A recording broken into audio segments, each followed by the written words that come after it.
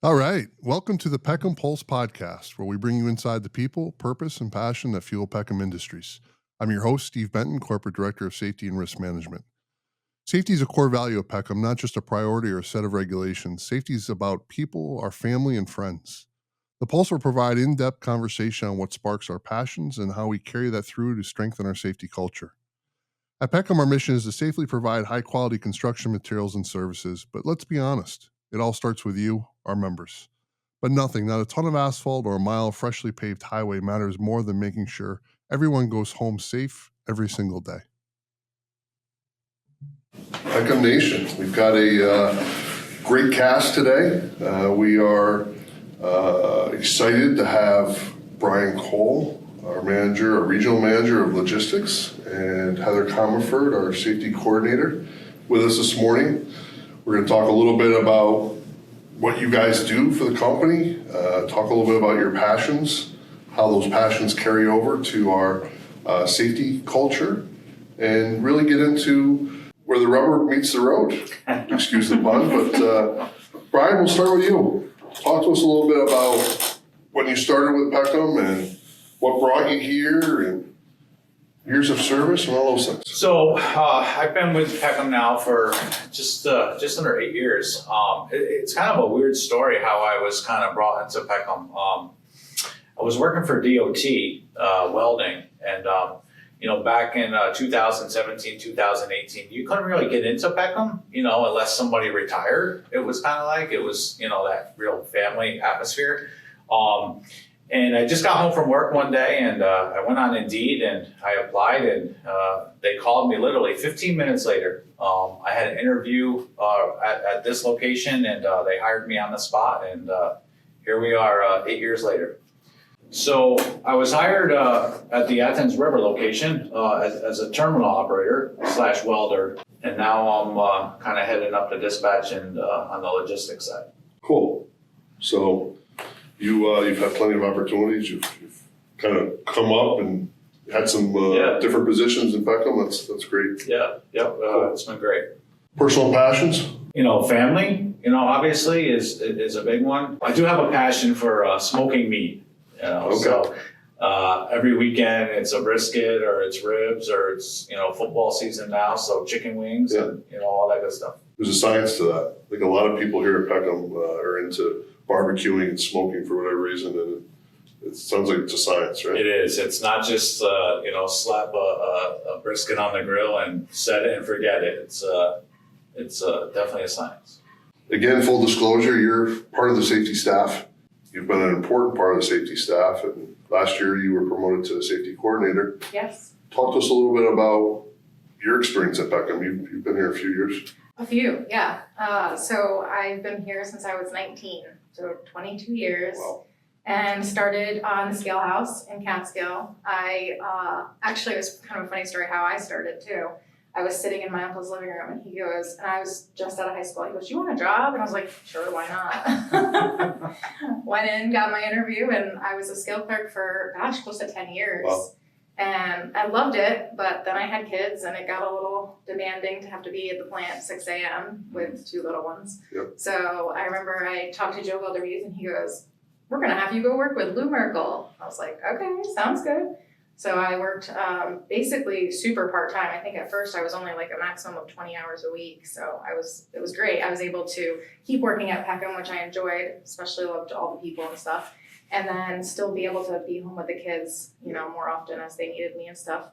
And then the job just kind of kept developing and getting more and more demanding. The safety department was growing and our company was growing. And so I started working more and went full-time, probably 6 years ago. So, and then I've been in the safety department for about 10 years. So actually a little bit more than that now. You both started and have taken on various roles. And so Heather, talk a little bit about just, what does your day look like? I mean, I know it's a loaded question because I know what you're up against, but talk to us a little bit about just, some of the things you do and specific to tied into like Bryan's side of it with logistics and trucks and DOT. Bryan and I work pretty closely here in Athens. I work with the drivers across the whole company though, all different kinds of drivers, CDL drivers, non-CDL drivers. I do a lot with DOT compliance as far as drug testing and keeping up with their driver qualification files. I work pretty closely with the drivers and the managers of the drivers.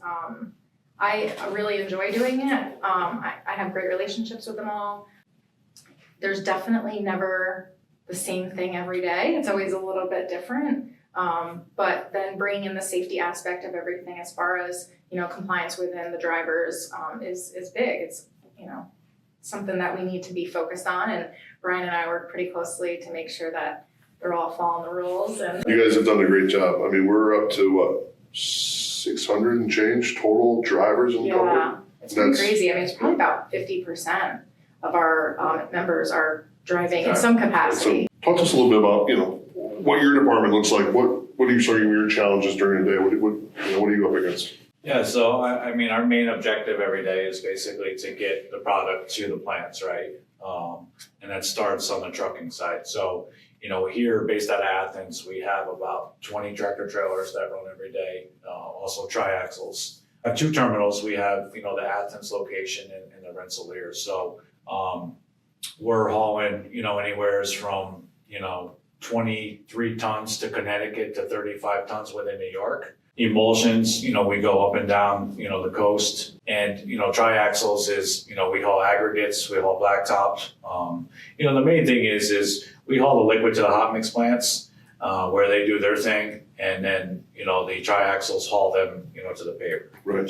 Seems like, Bryan, there's an awful lot of liability when you put trucks on the road, right? I mean, I know you're sending trucks down to New York City, the Bronx, you're sending them all over Rhode Island, you're all over the place, but not just, Mass Pike or the Thruway. I mean, you're trying to navigate through New York City with a trailer. Talk to us a little bit about just your thoughts on safety, your planning process, the conversations you're having with your drivers. I mean, how do you get through a day successfully?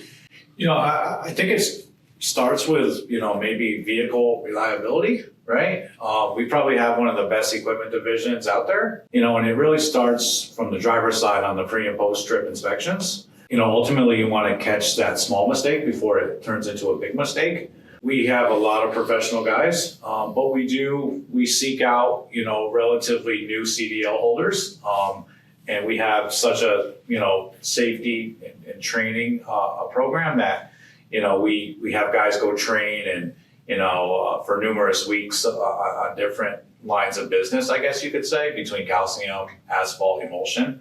The asphalt is 350 degrees, it's hot. You figure water is boiling at 212. So, even a little bit of asphalt on you. And it's sticky. And it's very sticky. It can turn very dangerous very quick. But yeah, we run up and down New York State. We go as far east as Boston. We're even branching into New Hampshire now. But I think our safety and our equipment division has put, the telematics and the software into place for us to be able to monitor that stuff and to be able to coach. And we've come a long ways in a very short time. Yeah.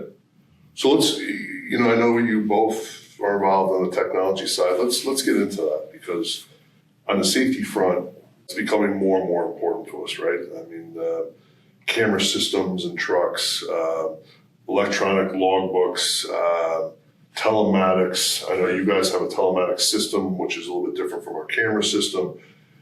We have all these different systems. Heather, I know you get into some things, but Bryan, talk about those systems and how that's become very important to what we do.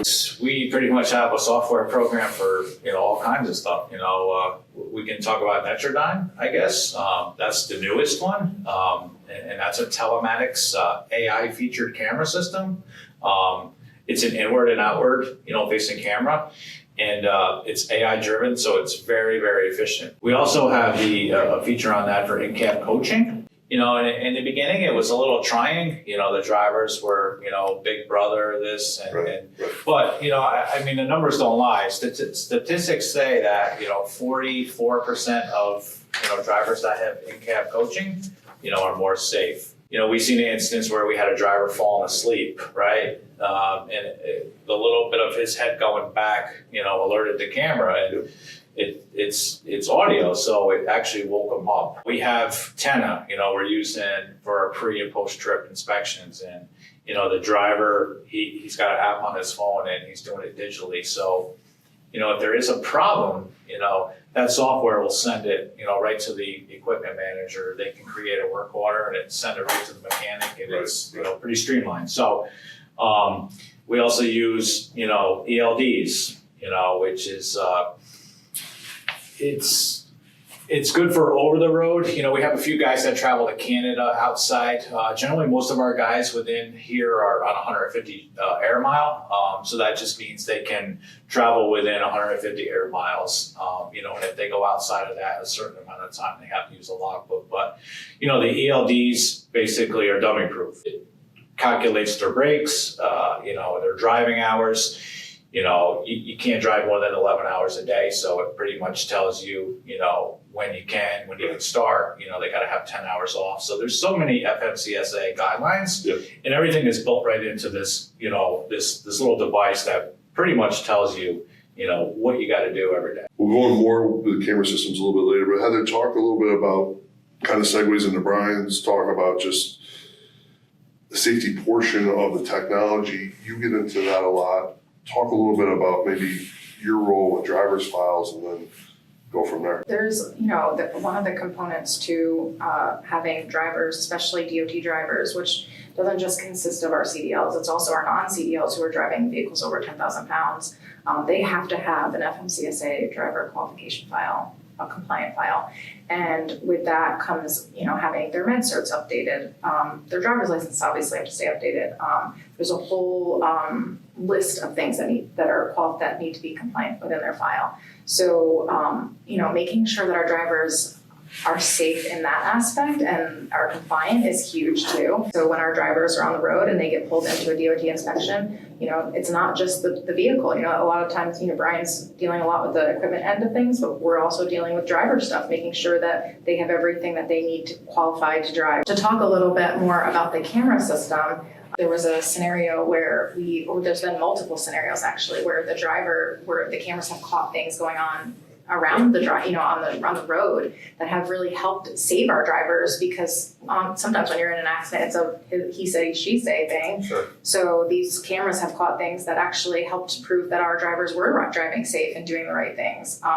But I remember in the beginning when we first got them too, the kickback from the drivers, the big brother and all that aspect of things. Sure. But I feel like, at the end of the day, once they started utilizing them and seeing the benefits of them, it's definitely been a huge positive for our fleet and for our drivers. We've had a lot of those situations. No. And I think that's really what helps sell the cameras to a lot of the folks that really weren't so sure, right? So, and Bryan, we've put four-way cameras on, right? So it's not just inward, outward. We also put, I think, some side cameras on, some of the tankers, some of the ready-mix trucks, some of the vehicles that really have a lot of blind spot, and also, do a lot of travel that can benefit from seeing cars coming up on the sides of them, right? So yeah, absolutely. But those side cameras, like you just spoke about, we've had instances where, we've been T-boned and, that catches that. And prior to the inward and outward, you're not really seeing that stuff. So, and it also has a LED or LCD screen. So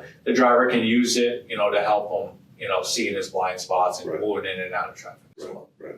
Over the years, it's become a real asset, I would say, not only to our safety efforts, but also to help the drivers. Sure. I mean, navigation and Yeah. nobody can get from point A to point B anymore without putting it into GPS, right? Yeah. Huge benefit from technology. I mean, Heather, keep going, man. I know, the Foley system helps us with the driver files. Yeah. We also have something called Samba. Our Samba program is basically a system where we can monitor all of our driver's licenses in real time. So if there's ever something that pops up, which, obviously we get snail mail when the DMV wants to tell us something, but, we get lots of snail mail that as junk mail or whatever, so pushed aside. So there are times when drivers have no idea that their license is coming up on whether they had a violation that they missed or something, and now all of a sudden their license is becoming revoked by a certain date. So I've reached out to drivers and keep them on top of stuff like that to make sure that, we don't have any issues with a lapse in a license or anything. And also their med certs are huge because they forget, and then all of a sudden they're not compliant to be driving, and so they downgrade them pretty quick. They do, yeah. And again, they get the snail mail, but not everyone's paying attention to their mailbox. And that's your livelihood. It A little is. different And, from your license and my license. well, and then at the end of the day,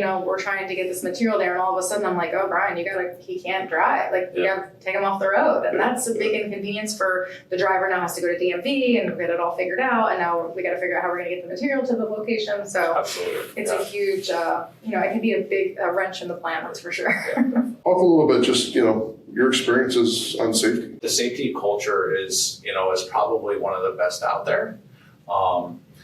And sky's the limit. It's just going to continue to get better. I think our latest slogan is safety never takes a day off, right? So you try to live by that. And I try to express that to the drivers that, even when you leave here, don't leave safety in your truck with you, take it home with you and your family and your personal life. I think as our culture has continued to develop, people are realizing, no, like we just want you to be safe. We want to make sure you get home to your family to do those things you're passionate about at home. So we want to get home at the end of the day, but it's important for me that you get home at the end of the day and that you get home. So like we're all looking out for each other and making sure. And although it seems silly that, I'm on someone about their med cert or whatever, or, you're giving them a hard time about making sure they're doing their pre-trips, there's reasons. It ends up becoming bigger issues, that you didn't expect. And then you're not making it home at the end of the day, because of that. So it's just, it all comes together. And I think at the end of the day, we've definitely proven across the company that, our members are looking out for each other and making sure we're all safe. Heather, talk a little bit. You've been involved intimately in our safety summits, which is now coming on year 2, right? Mm-hmm. So we changed from just our annual training to a safety summit.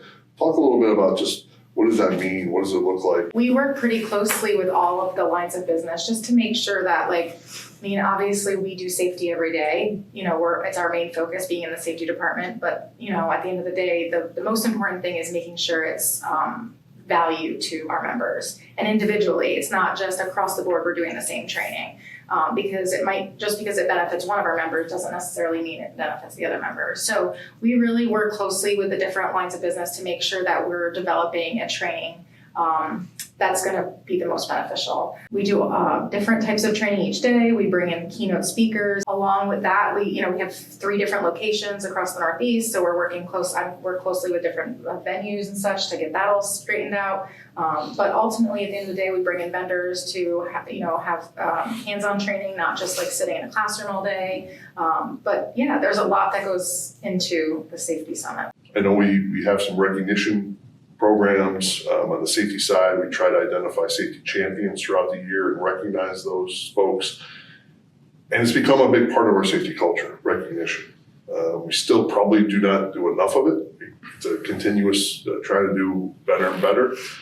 Again, not taking it for granted that everybody constantly does the right thing or is constantly always going to be safe, and just trying to recognize people for going over and above. The plan doesn't want to hear that the driver, is not feeling well. They're not going to get their liquid. It turns into a ripple effect.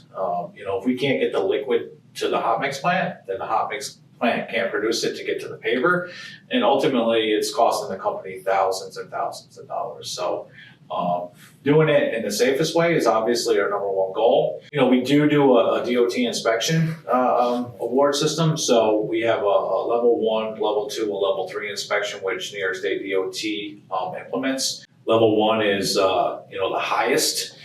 That's a $250 gift card, right. And then level 2 is $150, and then the level 3 is just really a driver check, I think they would call it. Yeah. Without the driver doing the pre and post trip inspections and having the great, guys in the shop to be able to fix things relatively pretty quickly. These guys are loaded from midnight all the way, all throughout the morning. So if there's an issue, sometimes, let's face it, the driver has to, fix a tail light or, because the last thing we want to do is go into an inspection and have a DOT cop, red tag us or hold us up so that load is late.